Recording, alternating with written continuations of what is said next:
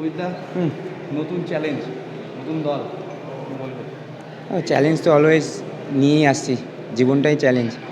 এই বছরটা আমার, আগের বছরটা আমার খুব একটা ভালো যায়নি। আমার এইটা ভেঙে ভেতরে ঢুকে গেছিলো, সেখান থেকে ফিরে আসা আমি জানি কতটা কী করে। তারপরে আসলাম, তারপরে আবার হ্যামস্ট্রিং ইনজুরি হলো, তো ইনজুরিতেই কেটেছে। বাট এটা পার্ট অফ ফুটবল, ইনজুরি তো থাকেই।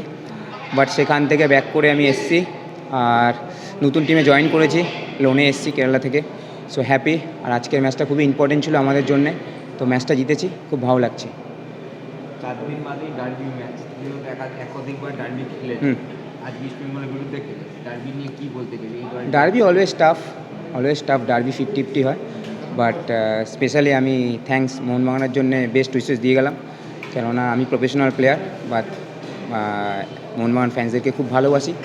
তো নতুন বছর, তাদের যাতে ডার্বিটা জিতে, যাতে তারা তাদের আবার নতুন স্টার্ট হয়, অলরেডি স্টার্ট করেছে। বাট অনেক অল দ্য বেস্ট জানাই তাদেরকে, বাস। কবিতা, একটা বিষয় রয়েছে, ঘরের ছেলে ঘরেই ফিরুক, এটা অনেক মোহনবাগান স্টুডেন্ট দলের সমর্থকরা সবাই চায়।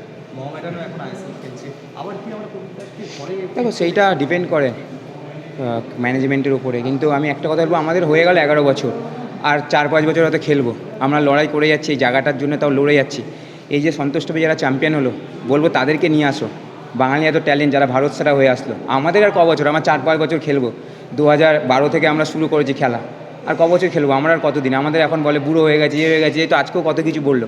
তো সেগুলো ম্যাটার করে না, আমাদের পরে অলরেডি তৈরি আছে, তো তাদেরকে একটা জায়গা দিতে হবে। তারা অলরেডি রেডি, ভারত সেরা হয়ে এসছে, তাদেরকে চান্স দিক। 3টে ক্লাব তাদেরকে নিক, বাংলার ক্লাবের বাংলার প্লেয়াররাই তাদের মর্মরা আরও বেশি করে বোঝে, কতটা ইম্পর্টেন্ট ডার্বি তাদের জন্য। তো তাদেরকে চান্স দিক, ছোটো ছোটো ভাইদেরকে, সেটাই ভালো লাগবে। আমাদেরকে না ডাকলেও চলবে, আমরা যা আছে লড়ে এন্ড করে দেবো।